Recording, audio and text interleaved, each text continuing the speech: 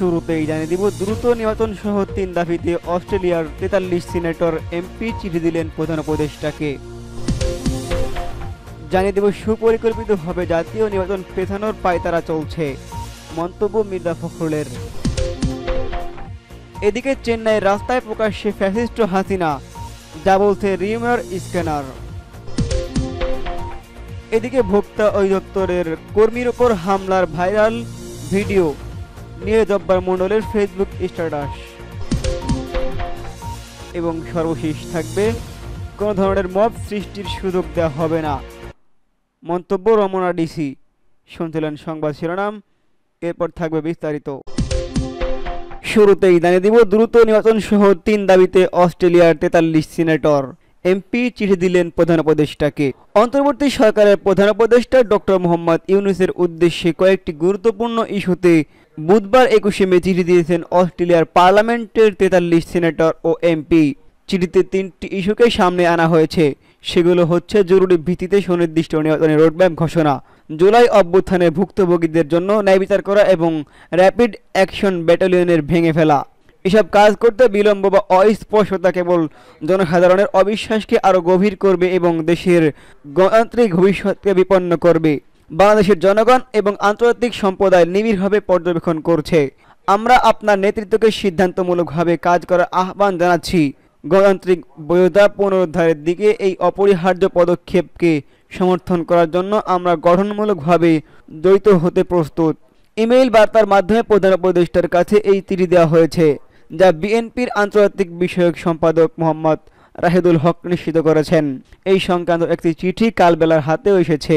Doctor Mohammad ইউনূসের উদ্দেশ্যে লেখা চিঠিতে বলা হয়েছে, আমরা নিম্ন স্বাক্ষরকারী অস্ট্রেলিয়ান সিনেটর এবং সংসদ সদস্যরা নির্বাচিত সদস্য হিসেবে বাংলাদেশের গণতান্ত্রিক উত্তরণকে সমর্থন করার জন্য আমাদের প্রত্যাশা ভাগাভাগি করতে চাই। সেজন্য অবিলম্বে নির্দিষ্ট নির্বাচনী রোডম্যাপ ঘোষণা, জুলাই অভ্যুত্থানে ভুক্তভোগীদের ন্যায় বিচার প্রদান এবং র্যাপিড অ্যাকশন ব্যাটালিয়নের দ্বারা ক্ষতিগ্রস্তদের জন্য ন্যায় বিচারকে সমর্থন করার জন্য আপনাদের প্রতি আহ্বান জানাচ্ছি, এমনটি উল্লেখ করেন অস্ট্রেলিয়ান সিনেটর। জানিয়ে দেব সুপরিকল্পিতভাবে জাতীয় নির্বাচন পেছানোর পায়তারা চলছে, মন্তব্য মির্জা ফখরুলের।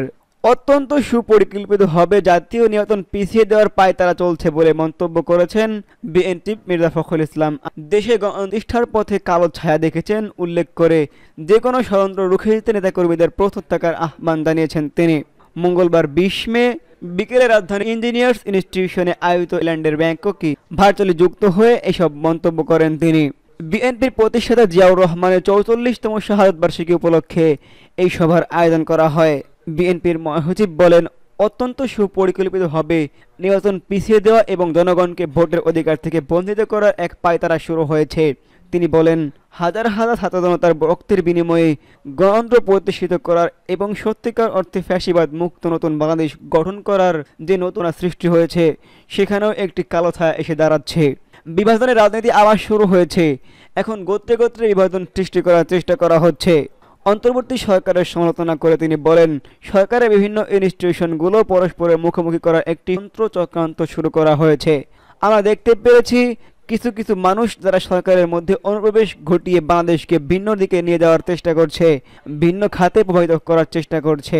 গণতন্ত্রের বিরুদ্ধে যে কোনো ষড়যন্ত্র রুখে দিতে দলীয় নেতাকর্মীদের প্রস্তুত থাকার আহ্বান জানিয়েছেন মির্জা ফখরুল ইসলাম আলমগীর। এদিকে চেন্নাইয়ের রাস্তায় প্রকাশ্যে ফ্যাসিস্ট হাসিনা, যা বলছে রিউমার স্ক্যানার। ভারতের অন্যতম ব্যস্ত শহর চেন্নাইয়ের রাস্তায় প্রকাশ্যে দেখা মিলেছে সাবেক ফ্যাসিস্ট সরকার প্রধান হাসিনার। এমন দাবিতে একটি ভিডিও সোশ্যাল মিডিয়ায় ব্যাপক ভাইরাল হয় সম্প্রতি, যা ফ্যাসিস্ট হাসিনার সহযোগী দস্যুরা বিভিন্ন ফেসবুক আইডি থেকে পোস্ট করতে থাকেন। তাদের দাবি অনুযায়ী ভারতের চেন্নাই শহরে অবস্থিত মহাত্মা গান্ধী হাসপাতালে সর্বোচ্চ সরকারি নিরাপত্তায় তিনি চোখের পরীক্ষা করা গেছেন। ফ্যাসিস্ট হাসিনা গত বছরের ৫ই আগস্ট গণ অভ্যুত্থানের মুখে ভারত পালিয়ে যাওয়ার পর থেকে অনেকটাই নিরিবিলি আত্মগোপনে রয়েছেন। ভারত সরকারও কখনো তার লোকেশন প্রকাশ্যে বলেনি নিরাপত্তার খাতিরে। তবে ব্রিটিশ একটি গণমাধ্যমে তথ্যমধ্যে একবার হাসিনাকে দিল্লি লোধি গার্ডেনে দেখা গিয়েছিল। দিল্লিতেই মেয়ে সাইমাওয়েদ পুতুলের সাথে বসবাস করছেন তিনি, এমনটিও জানা যায় সেই প্রতিবেদনে। এরপর আর কখনোই হাসিনাকে আর কোথাও প্রকাশ্যে জনসম্মুখে দেখা দেওয়ার কোনো খবর পাওয়া যায়নি। এদিকে এবার চেন্নাইয়ের রাস্তায় হাসিনাকে দেখা যাওয়ার ভাইরাল ভিডিওটি সত্যতা যাচাই করেছে আন্তর্জাতিক fact checking network rumour scanner. তাদের অনুসন্ধানে দেখা যায় চিকিৎসার জন্য ভারত সরকারের নিরাপত্তা চেন্নাইয়ের মহাত্মা গান্ধী হাসপাতালে শেখ হাসিনা যাওয়ার দাবিটি সম্পূর্ণ মিথ্যা। মূলত যে ভিডিওটি হাসিনাকে চেন্নাই দেখা গেছে বলে প্রচার করা হয়েছে সেটি 2016 সালের সেপ্টেম্বরে জাতিসংঘের সাধারণ পরিবেশের অধিবেশনের যোগাযোগের জন্য হাসিনা যুক্তরাষ্ট্রের নিউ ইয়র্কে পৌঁছানোর পর করা হয়েছিল। সেই সময় তৎকালীন ফ্যাসিস্ট প্রধানমন্ত্রী হাসিনা কানাডা ও যুক্তরাষ্ট্রের টানা 11 দিনের রাষ্ট্রীয় সফরে গিয়েছিলেন। সেই সফরে কানাডায় মন্ট্রিলে পঞ্চম replenishment conference of the global fund এবং যুক্তরাষ্ট্রের নিউ ইয়র্কে জাতিসংঘ সাধারণ পরিষদের অধিবেশনে যোগ দিয়েছিলেন তিনি। আলোচিত ভিডিওটি হাসিনা নিউ ইয়র্কে পৌঁছালে ধারণ করা হয় বলে নিশ্চিত করেছেন রিউমার স্ক্যানার। এছাড়াও জানাবো নিজের উপর হামলার ভাইরাল সেই ভিডিও নিয়ে জব্বার মণ্ডলের ফেসবুক স্ট্যাটাস। জাতীয় ভোক্তা অধিকার সংরক্ষণ অধিদপ্তরের ঢাকা জেলা কার্যালয়ের সহকারী পরিচালক মোহাম্মদ আব্দুল জব্বার মণ্ডলের ওপর হামলার একটি ভিডিও সামাজিক যোগাযোগ মাধ্যমে ভাইরাল হয়েছে। সেই ভিডিওটি নিয়ে ফেসবুকে স্ট্যাটাস দিয়েছেন তিনি। বুধবার 21 মে বেলা 11টার দিকে নিজের ফেসবুক আইডিতে এই স্ট্যাটাস দেন তিনি। বুধবার 21 মে বেলা 11টার দিকে নিজের ফেসবুক আইডিতে এমন স্ট্যাটাস দেন তিনি। পোস্টে আব্দুল জব্বার মণ্ডল লেখেন, সম্প্রতি সামাজিক যোগাযোগ মাধ্যমে আমার নাম ব্যবহার করে একটি ভিডিও ছড়িয়ে পড়েছে যা অনাকাঙ্ক্ষিত এবং এটি একটি ফেক নিউজ। এই ভিডিওর সঙ্গে আমার কোনো ধরনের সংশ্লিষ্টতা নেই, আমাকে আপনাদের প্রার্থনায় রাখবেন। সম্প্রতি সামাজিক যোগাযোগ মাধ্যমে জাতীয় ভোক্তা অধিকার সংরক্ষণ অধিদপ্তরের ঢাকা জেলা কার্যালয়ের সহকারী পরিচালক মোহাম্মদ আব্দুল জব্বার মণ্ডলের হামলার এক ভিডিও ভাইরাল হয়েছে। ভিডিওতে দেখা যায় ব্যস্ত সড়কে বেশ কয়েকজন মানুষ জব্বার মণ্ডলের মতো দেখতে এক ব্যক্তি শার্টের কলার ধরে গিলঘুষি মারছেন, তবে ভিডিওটি সঠিক নয় বলে জানা গেছে। এদিকে মোহাম্মদ আব্দুল জব্বার মণ্ডলের নামে ভুয়া ফেসবুক অ্যাকাউন্ট এবং ফেসবুক পেজ খোলায় থানায় জিডি করেছিলেন তিনি। সোমবার 31 মার্চ তেজগাঁও থানায় তিনি এই জিডি করেন।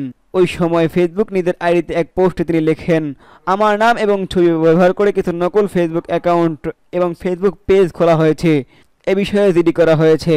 এ ব্যাপারে সবাইকে সতর্ক থাকার জন্য অনুরোধ জানানো হলো।